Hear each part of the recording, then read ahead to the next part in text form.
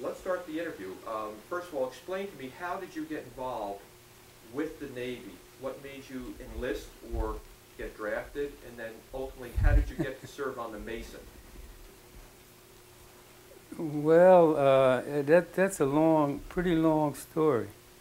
I uh, I was a senior in high school, and in the month of February, I received a letter from one of my first cousins who lived down in Washington D.C.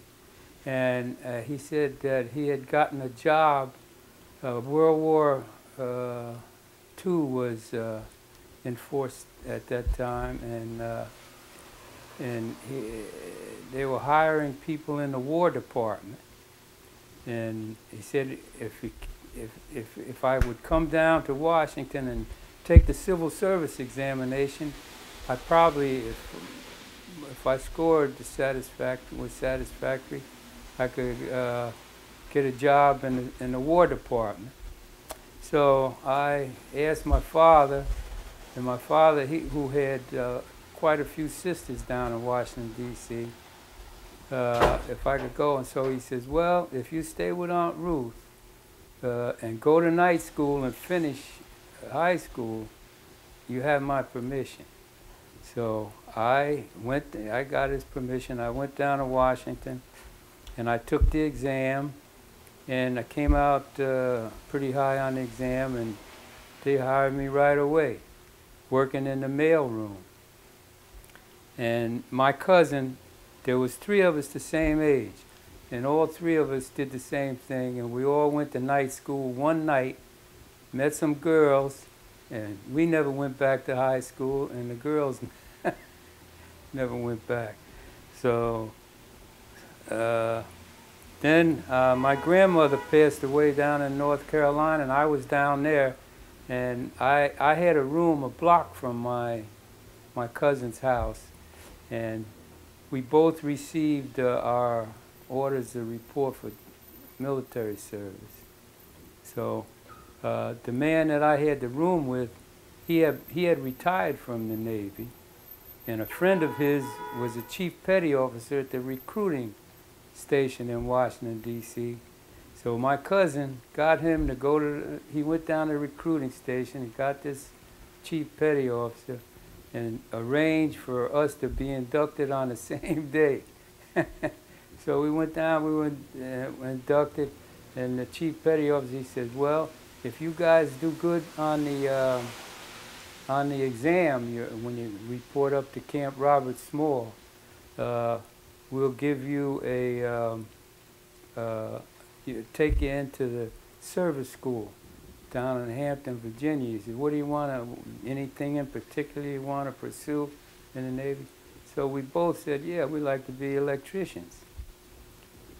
So when we got down to the recruiting station, they pulled us out of the line, and they sent us up to Great Lakes in a club car.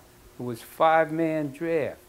The butler for President Roosevelt, and let's see, one Bruno, my cousin, and myself, and Humphrey, and 4 other fellas, right?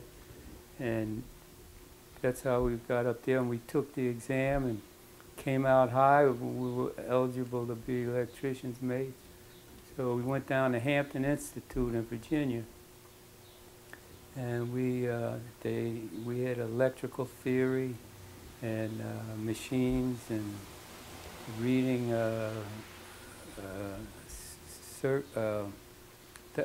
diagrams and electrical diagrams and whatnot. It was about a 4-month course, and I went from there into Norfolk, Virginia. When we finished service school, they sent me to Norfolk, Virginia, but they wouldn't give me a job dealing with electricity. They had me out there pushing airplanes and stevedore work, more or less, you know. So I just got hot one day, and I just told them I ain't lifting another damn piece of steel. So it was a lot of Southerners in the Navy, especially officers. They're mostly all Southerners, and this chief petty officer, he sent me up to see this guy that was in charge of that detail. He was a chief petty officer, white. He must have been about 80 years old. He had hash marks all the way up his arm, you know. So I expected trouble. I figured they're gonna put me in the brig, jail, Sing Sing or somewhere, you know, for refusing to work. And he told me when I opened the door, he said, "Oh, come on in, have a seat," you know. I said, "Uh-oh, this guy is too nice. Something's wrong," you know. I couldn't believe it. So he said, "What kind of work did you do?" First he said, "What's your trouble?"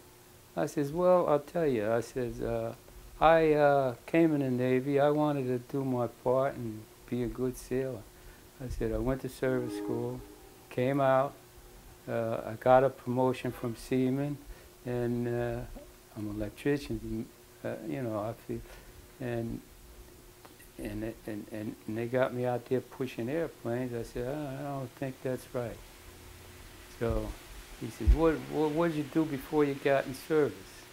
So I told him that I worked in the mail room. I was one of the first employees in the Pentagon building. And he says, did you ever do any filing? I said, a little tiny bit, you know, while I was in the Pentagon. So he says, I got just a job for you. I said, oh yeah? What is it? So he says, well, I'm going to send you over there, and if you don't like it, come back and let me know. So I went over there.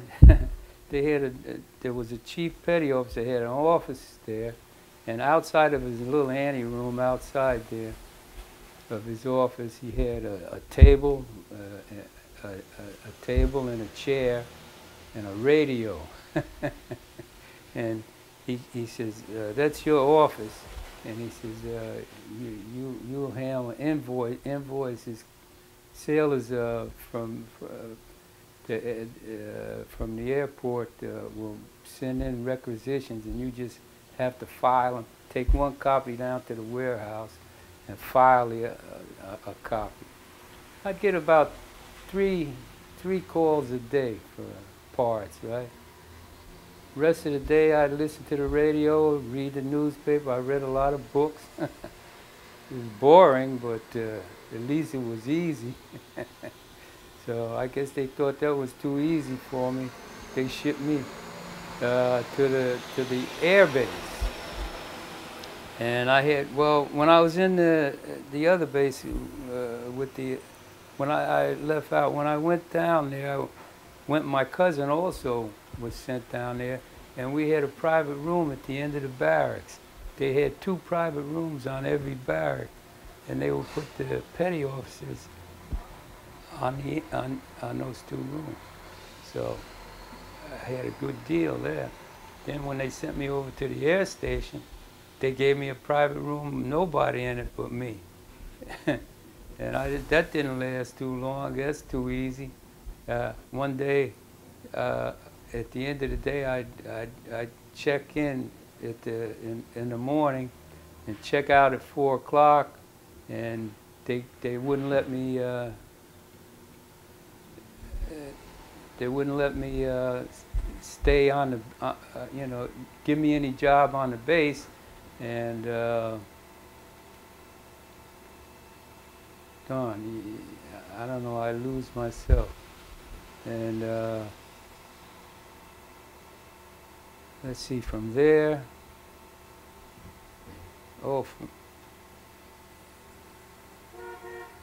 one afternoon when I was checking out, they says, hey, where you been all day? Well, hell, I used to roam around, do nothing to do, you know, just fart around. So they said, where you been? I said, I've been around. They said, well, look, get your gear and sea going on order. You're going to sea. I said, what? He said, yep.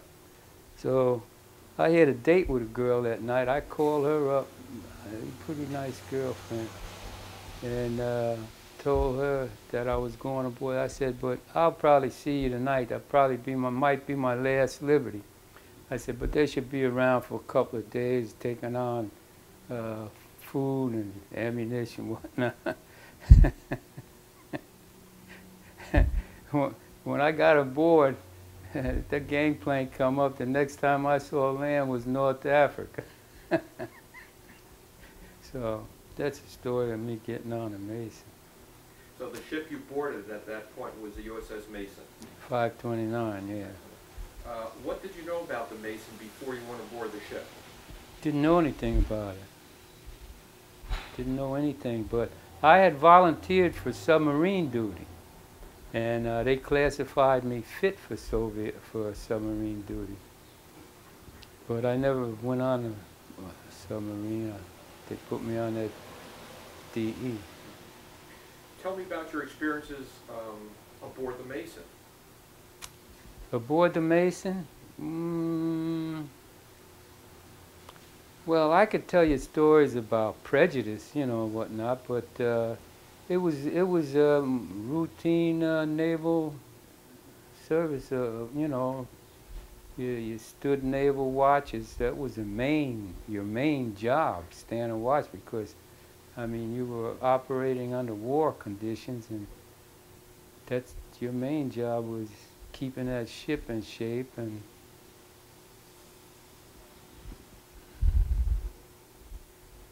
And New York was our home port, and we'd pull in there and get liberty. I was home every 3 or 4 months, because we'd go over, and after we'd go over and go into the Mediterranean. We'd sweep, looking for submarines,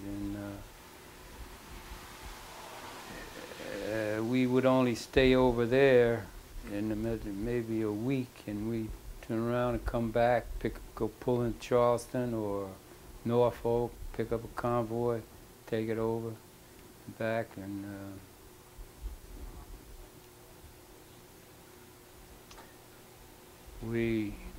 the only time we actually saw the enemy was I saw one airplane. Boy, that was so high that you could hardly see him. He was all by himself, so he circled a couple of times and took off. But we dropped a lot of depth charges, so escorting convoys. They call us the Lucky Mason. They were always hitting the convoy in front of us or behind us. They never seemed to really attack us. But we did a lot of attacking ourselves, dropping depth charges. Now to tell you about the way we were treated. I took a swing at an ensign down in Florida when he made a bad comment about our ship, a black ship, you know, coming in. And I could have gotten in trouble over that, but luckily his guys, it was an ensign. And they pulled him back, and my guys grabbed me, and so that blew over. But we pull into Charleston, and we'd get liberty to go on the base, to the swimming pool on the base, and they wouldn't let us go in the swimming pool. So our skipper met with the commander of the base at Charleston there, and he says, look, you gotta let these guys go. And he says, they're gonna go out, it'd be a riot, huh? He said it'd be a couple 150 men or so that cause a lot of trouble. So they let us go in the pool, but none of the white sailors would go while we were in the pool. We'd go to the theater. I remember the first time I only went to the theater once, and they had a little guard there telling me to go to the back. They would push him aside. The heck with you. Too many of us, you can't, you know. So, but that's the way it was. I mean, hell, we went to Ireland, made one trip there that they treated us like kings. And in fact, after the war, they invited us over, about 10 of us. That's all that we could locate state-wise here at the time. Invited us over, took us all around the island, because they appreciated it. You know, the Germans had dropped a couple of bombs in Ireland. They were quite glad to see Americans, you know. so they welcomed us. But and they showed their appreciation by inviting us over after the war. This was just 3 or 4 years ago. So we went over and they took us all around the whole. We flew into Dublin, then went up to North Ireland and come around to Galway, and then we flew back home. So then after I got home, I mean, after the war is over, they froze Electrician's mate's rating. So they kept me out. They froze my rate for about 2 or 3 months and sent me 16th Fleet in Norfolk. I mean, it's Charleston, South Carolina, I'm sorry. And I never will forget that. I went down there with a electrician's mate from Lancaster, Pennsylvania. It was a 2-man draft down to Charleston. We're going into the 16th Fleet. That was the fleet that was preserving the relics of World War II. They had a 16th Fleet in Philadelphia, and they had one in Boston, I think, and one down in Charleston, South Carolina, among other places, I guess, where they were preserving the ships, you know. So I had was aboard the Mason when we decommissioned, so that's how I had experience decommissioning. So they sent me down there, and I stayed in there down in Charleston.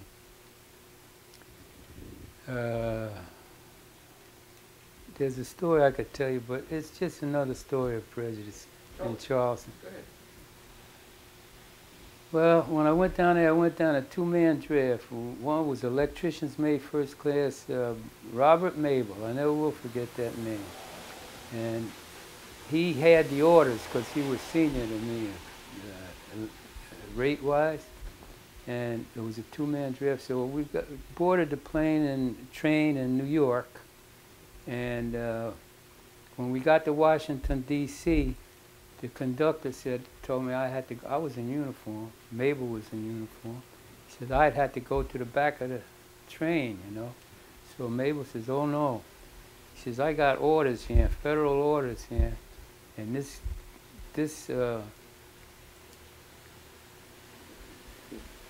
draft can't be separated. They have to stay together." So the conductor wasn't going for it. Nope. He says, "Well, both of you are going to have to get off of it, go back there." So I said, "Never mind, Mabel." I says, "You stay here. I'll meet you at the platform in Charleston, on the platform." So I did. So we got into Charleston. It was 1 or 2 o'clock in the morning, and we go into the office, and there was a couple guys at desk on duty at that hour, and they looked startled when I walked in there. Well, so we went in and received the officer of the day, and he gave us a little lecture and told us what we were going to have to, how we were going to be assigned. And he handed all of the reading material, he handed to Mabel. And Mabel, when he received it, he'd hand it to me. So he'd have to get another set of books and whatnot and give to Mabel, which he did. So we reported for duty where he had sent us the next morning, and they assigned 3 or 4 ships to all of the electricians who were there. Didn't assign me, they put me with Mabel. I had to go along with Mabel. It was okay with me. It didn't make any damn difference to me because we were friends, you know. So when we go on liberty, we go together. But they wouldn't let me sleep with the 16th Fleet. They contacted the base and asked if they had an extra sack over there for me, right? So they sent me over there. Well, that didn't bother me either. Of course, I didn't give a damn. You know, as long as a decent, I didn't care where I go. It just meant less work I have to do. He didn't assign me in ships. I didn't give a damn about that either. right? But after I was there a couple of weeks, they still was short electricians, so they gave me 3 shifts. So then I started having work to do then, but I was still, I was the only engineer in the 16th Fleet, black. So they still had me sleeping on the base.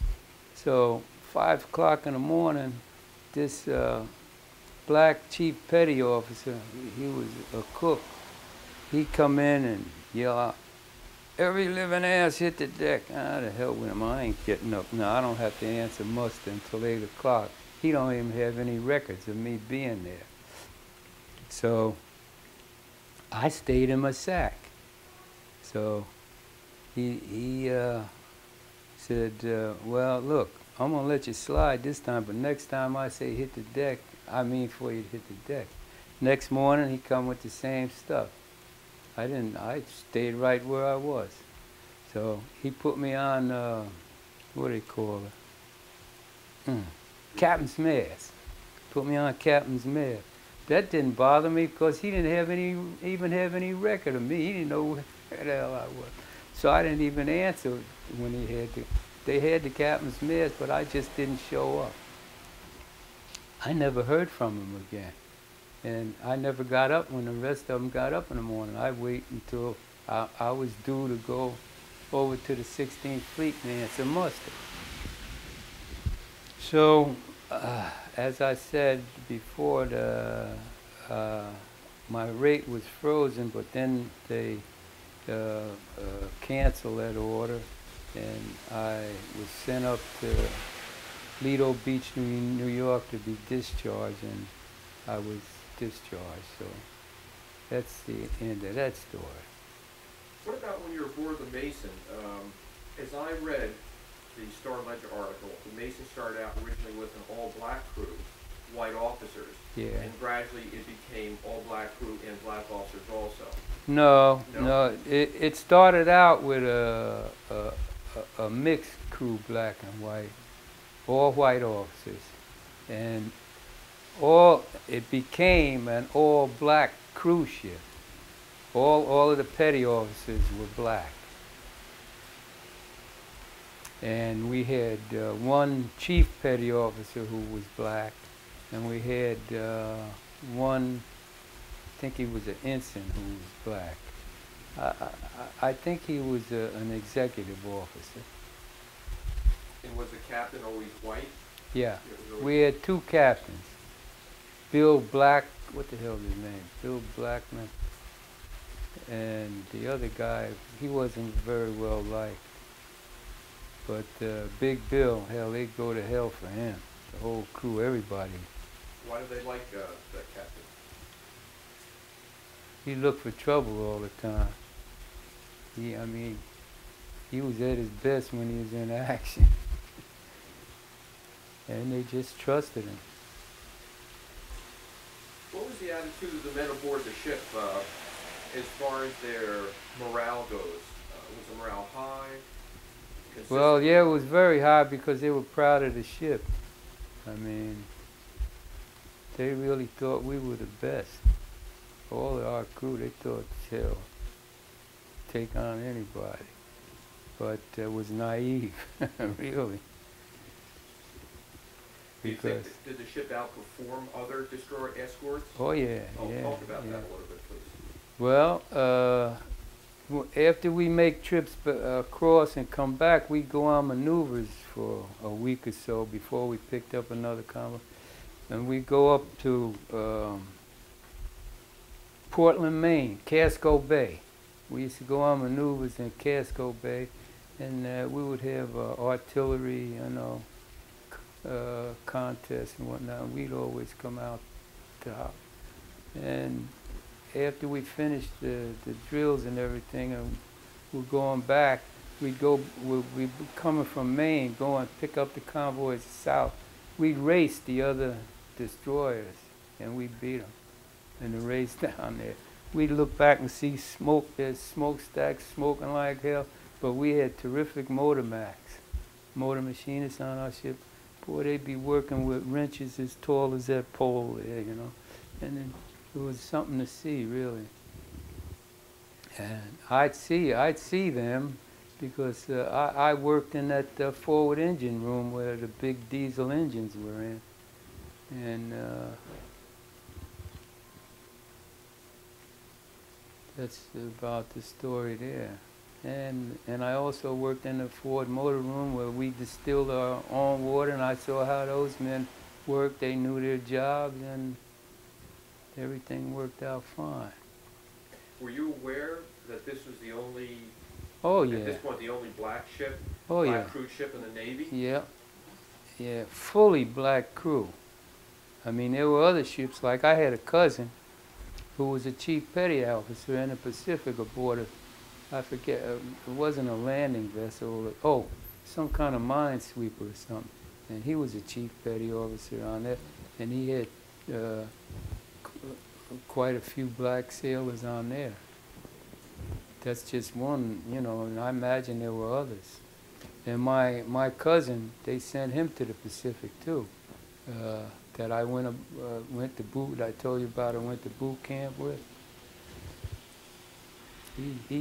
And my brother served in the Seabees in the Pacific. And my kid brother was a lieutenant, first lieutenant in the Korean War.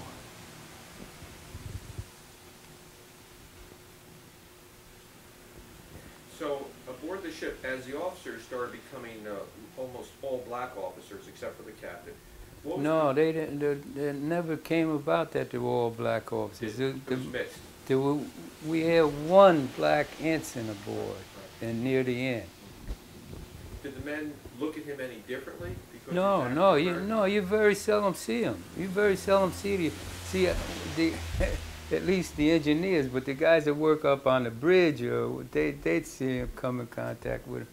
But the electricians and motor mechs, the engineers were below deck all the time. They never come in contact with them. Now, did the Mason win any awards during the war?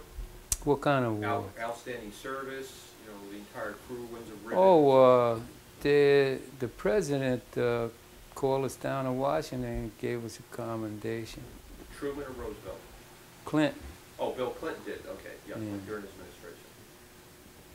Now, what happens to the USS Mason after the war? Where does the ship go? Do you know? There's some dispute about that. Now, when I was in the 16th Fleet, no, wait a minute, no, that was,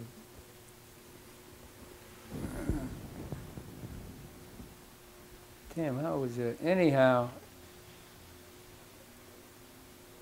yeah, while we were decommissioning, I was on a higher level. I guess I was on this, I don't know what. Anyhow, I could look down to where they were cutting up ships, and somebody told me that was the Mason they were cutting up down there. But I've read reports or something where they say that they scuttled it in Philly or something. I don't know, sure. Now, you told me that there's another Mason that came about recently that was constructed. Yeah. And talk a little bit about that, the new Mason. Oh, well, the new Mason is a much more powerful ship than the original Mason. I mean, it guided missiles and heavy armament, you know, and computerized and all that. I mean, it's a hell of a ship. And were you involved in the commissioning of it in any way? Yeah, I was aboard when it was commissioned down off the coast of Virginia. It's commissioned at sea, and the skipper had invited all of the original Masons down to participate in the ceremonies, and I guess about 5 or 6 of us went down Cape Canaveral. But locate Jim Graham. If it wasn't for him, there wouldn't be any records of the ship at all. And please identify Jim Graham for the historical record. He was a radioman. He was a second-class radioman.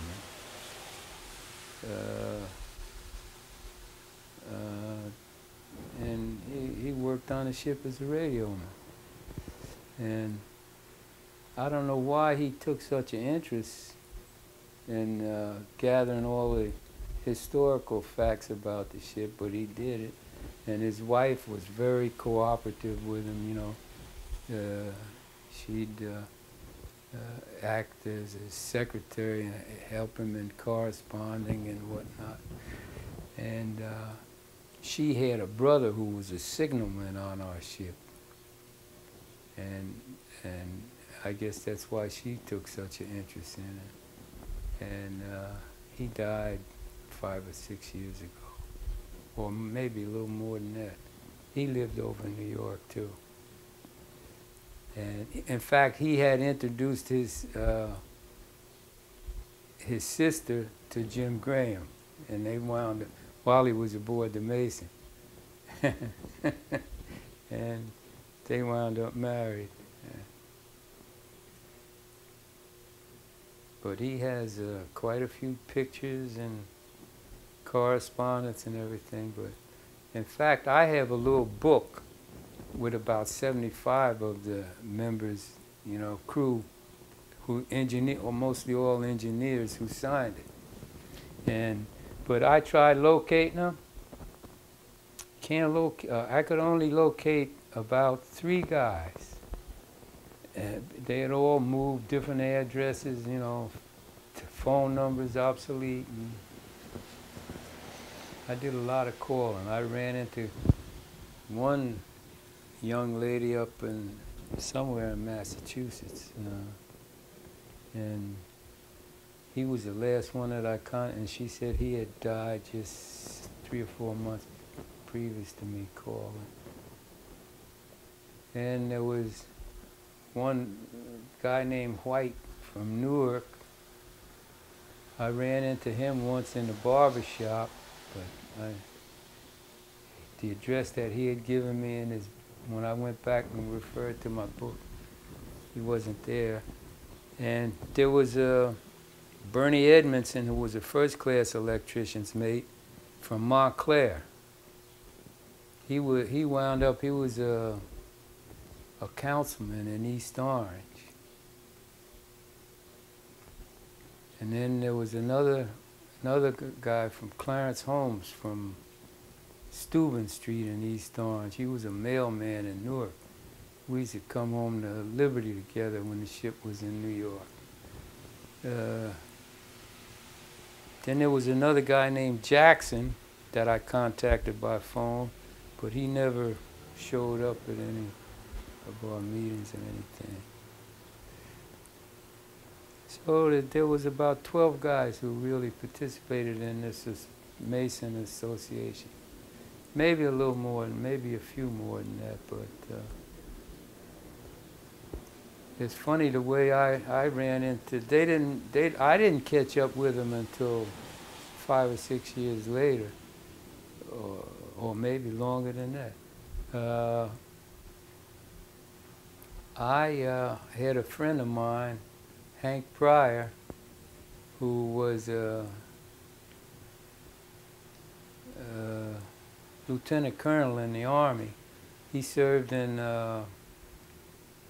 World War II, and he also served in the Korean War, because he came out of the service and went in ROTC in Rutgers University. So they called him in World War II, and he rose to the ranks of lieutenant colonel. Anyhow, he was my best friend, and he called me one evening and said, "Winnie, I got a surprise for you." So I said, "What is it?"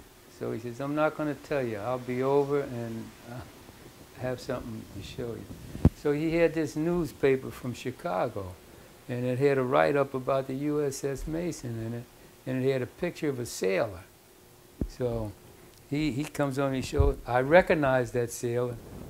He was a guy, I thought he was a radioman, but it come to turn out he was something else. But when we were on convoy, Joey, I'd ask him every day. I'd go and ask him, how's that convoy up in front doing? And he'd keep me up on a daily basis. How he said, oh, they're knocking hell out of it. And so that was him in the picture that he had in the paper. But I couldn't. His name didn't ring any bells to me. So underneath that, it had an insignia of the USS Mason Association with a telephone number. So I called up, I looked on the map for the address was Roosevelt, New York.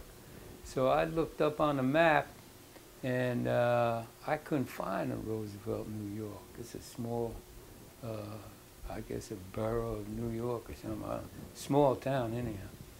But so I called this telephone number, and it was Jim Graham. So he says, look, Winnie, when can we get together? So I says, well, how about next weekend? So he says, okay, that'll be fine. So the next weekend I got Hank, and he went over with me, you know, the lieutenant colonel who brought me the newspaper. And he came over with me, and I didn't and there was 3 other guys there from New York at his house. And I didn't recognize any of them. I didn't recognize Jim or any of the other fellas there. So Jim, he had a whole stack of photographs. So he comes, he brings it out. He says, look in here and see if you see anybody you recognize. So I'm flipping page. I don't recognize a soul. None of these guys are engineers, huh? They're all seamen. I'm flipping. Finally, I come to a picture. I say, hey, Jim, I recognize this guy. He says, yeah, who is he? I said, it's me. So Jim Graham, he comes over and he looks at, hell, that's me right next to you. That was that picture of Jim Graham, you know, there was that picture that I showed you in North Africa. So that's how I ran into the association. How did your experience on the ship in World War II impact your later life? I was didn't want any more parts of sea duty. That's about the only effect it had on me. I was glad because I had another experience after that further caused me to feel that way. I was playing around with real estate, and I worked for this realtor over in East Orange, and she had about 6 or 7 people on her staff, you know, salesmen, and she was dating this Cuban fellow who had a yacht. And my cousin, the one that I told you I went in service with, he was visiting me from Washington at the time, and this realtor invited her staff out on this yacht for an afternoon cruise. So I asked her, well, can I bring my cousin with me? She said, sure. I said, and can we go? Because my favorite hobby at that time, pastime at that time, was swimming. And I figured I was a good swimmer, you know. So I said, can we go swimming? Can he drop anchor and, you know, go swimming? So she asked him, he said, yeah, okay. So we go out, and then he comes and says, well, you guys can go swimming now. I dropped anchor.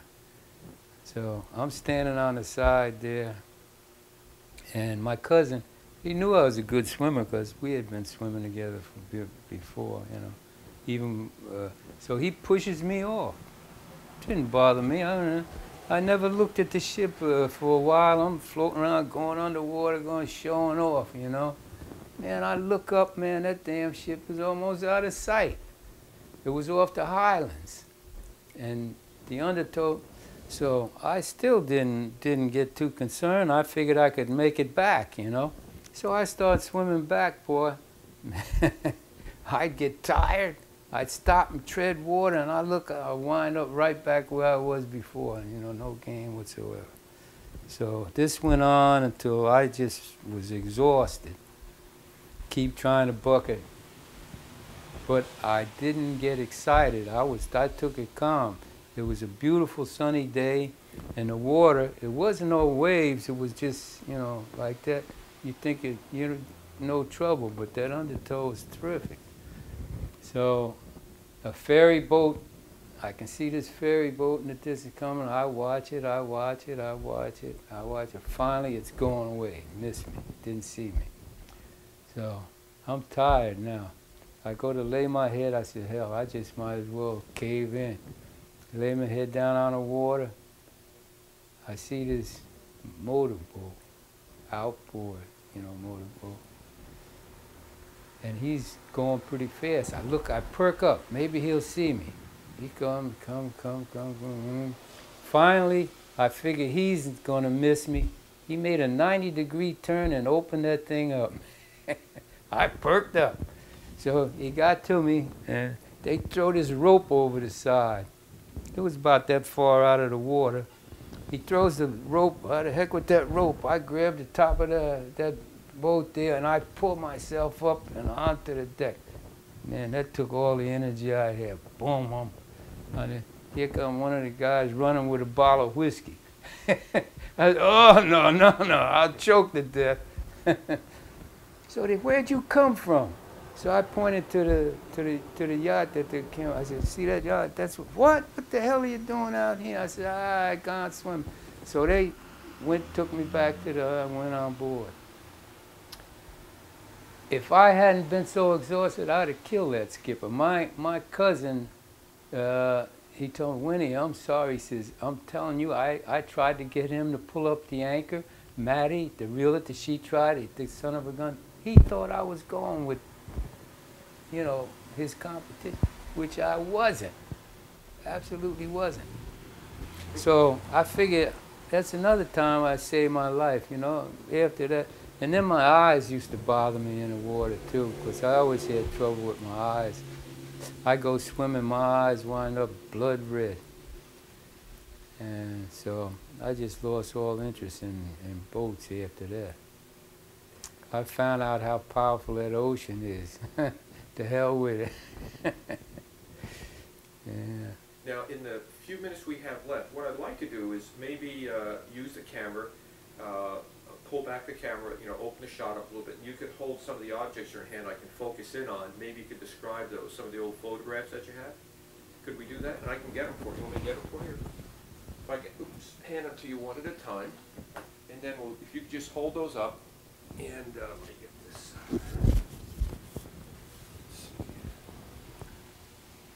Go back on that. And if you could hold that right in front of your chest, actually, like that, perfect. Sure.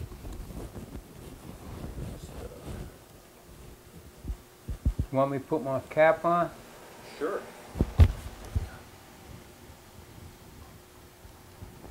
Did you wear that in World War II? Or is that later on? That's a yeah.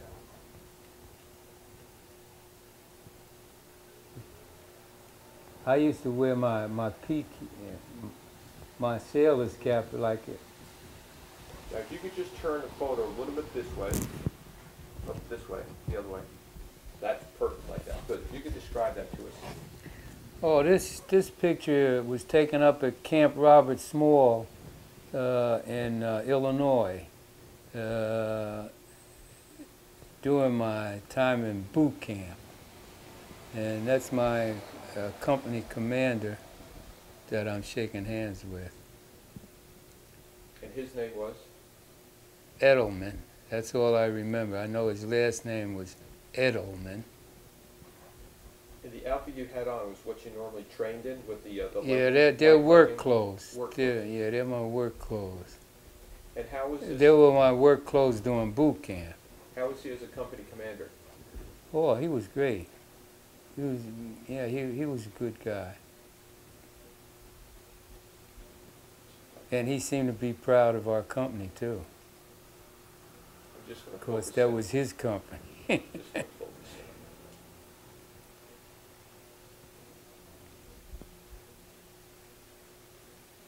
What we can do is we hold the shot so we can use it someday if we ever want to.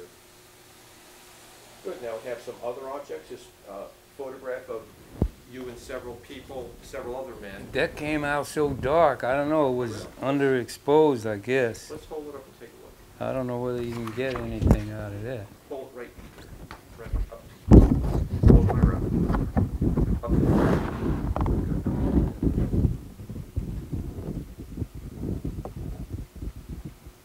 That's actually quite good. Now let me focus in on that.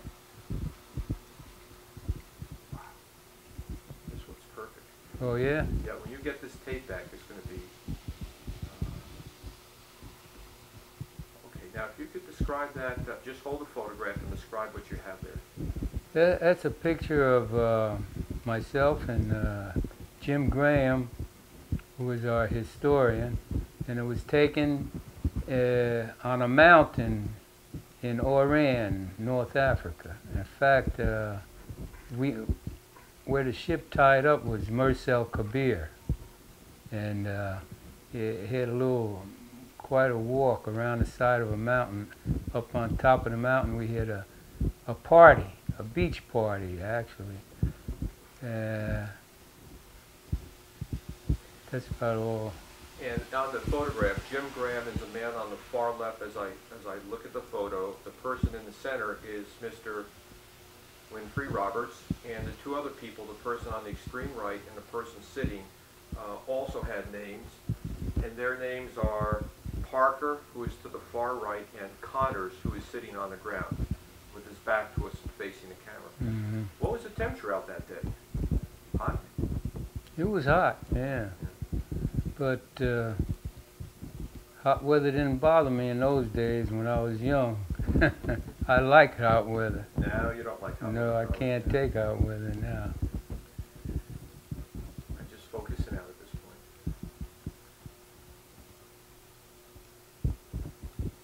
point. Now we have a modern day shot of the current USS Mason. If you could hold that one, please.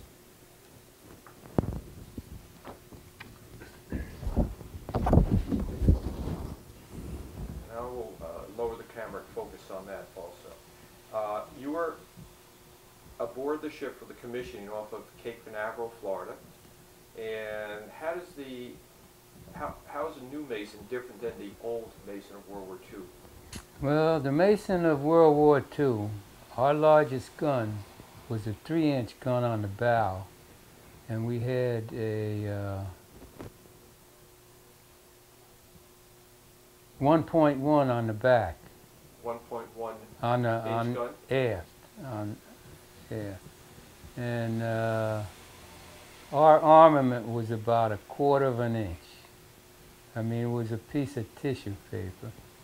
We were dispensable. Well, that was the job of the destroyer escorts, right, to go out and get hit first. Everybody knows there's submarines and aircraft, doesn't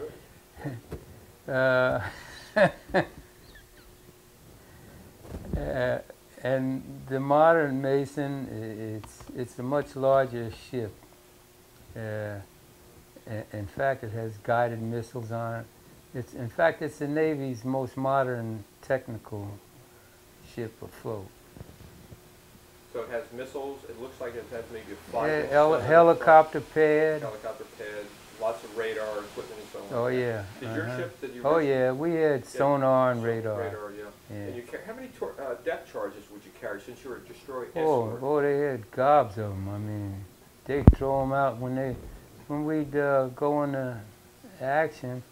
They'd throw out maybe 30, 40, 50 of them. You know, for a period of maybe 20 minutes, constantly going out. And that 3-inch gun up forward, did that ever fire at any possible enemy targets or no? No. Well, once it fired. We thought it was a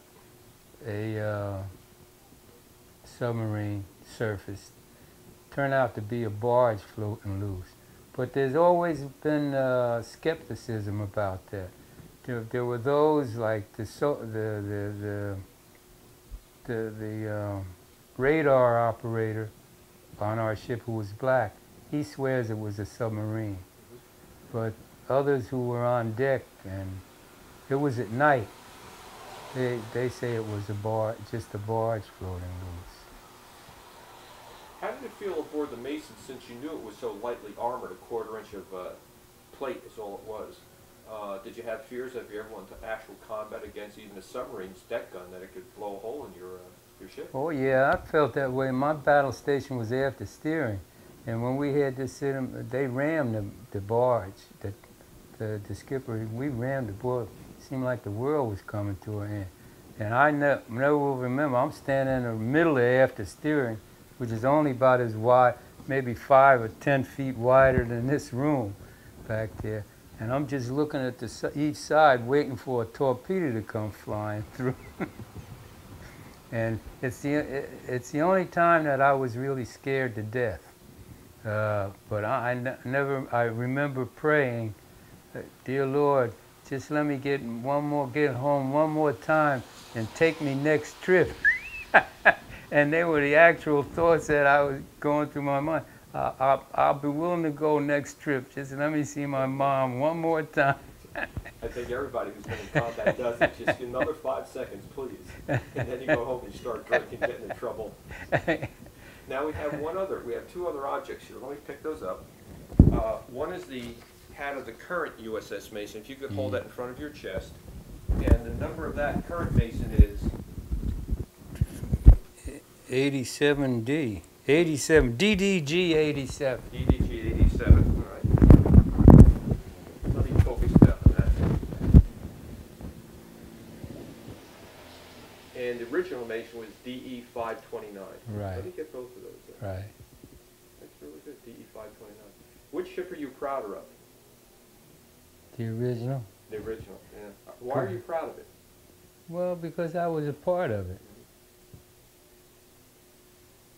And there's one other plaque that we'll display. If you could take that, and I'll take the hat back to cover that. And if you could hold that plaque in front of your chest also and describe that. This is the plaque that was given to me. What? Upside down. It's upside down. This. You ready? And try not to rub it against the microphone. Just hold it about an inch away from your chest because it's rubbing against the microphone. Oh, I see. Oh. Okay, go ahead. Why don't you describe the plaque and I'll focus on it. This is a plaque that was issued to plaque owners by the captain of the new of the new Mason, Captain Gale.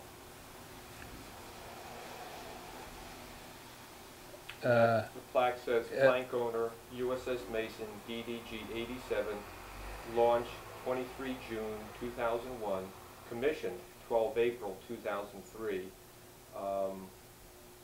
David J. Gale, commanding officer.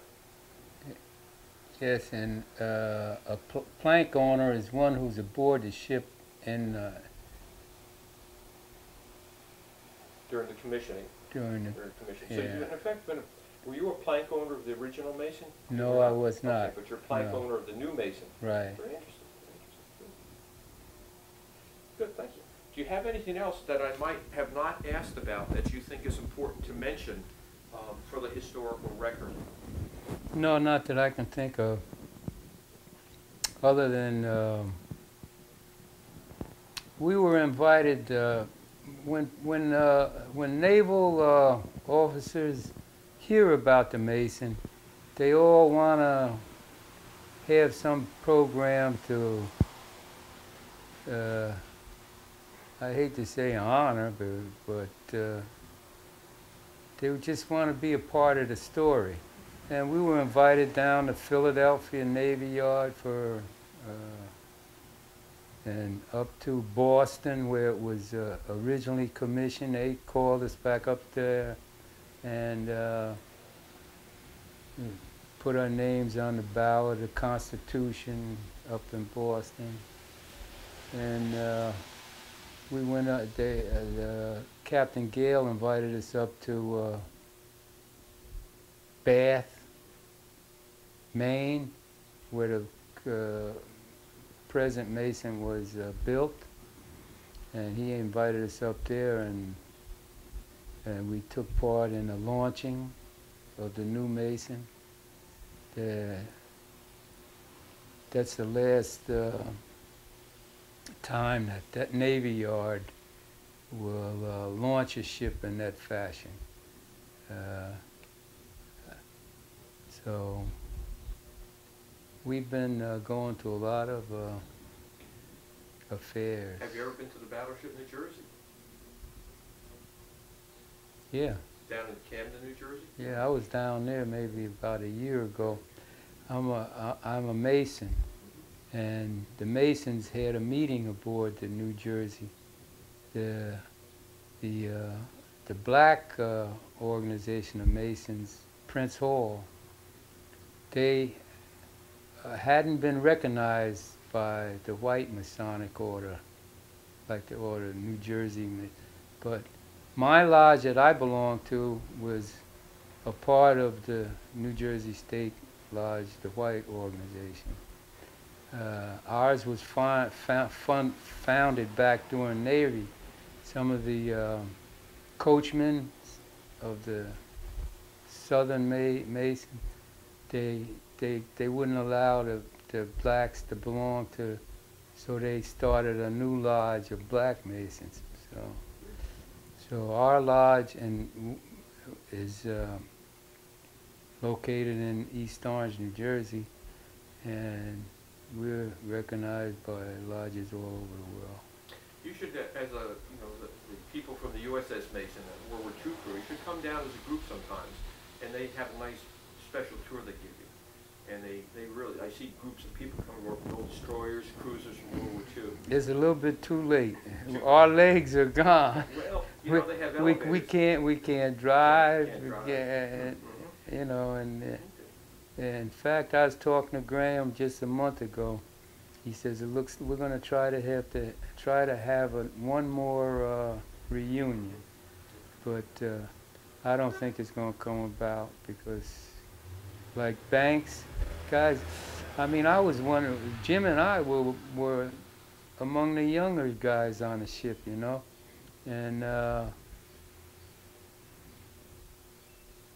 we're the last of the Mohegans. One final question. It seems they had a lot of people aboard the Mason from New Jersey. Did you notice that when you were aboard? There was more New Jerseyites than, say, from Illinois or Iowa? No, I don't think that's true. You don't? Okay. No, not at all. I don't. Well, the seamen I can't account for, but engineering officers, most of them were from the South.